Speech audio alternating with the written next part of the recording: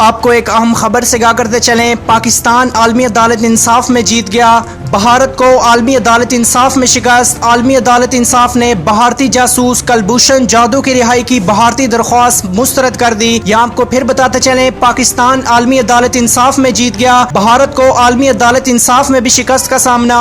आलमी अदालत इंसाफ ने भारतीय जासूस कुलभूषण जाधव की रिहाई की भारतीय दरख्वास्त मुस्तरद कर दी है।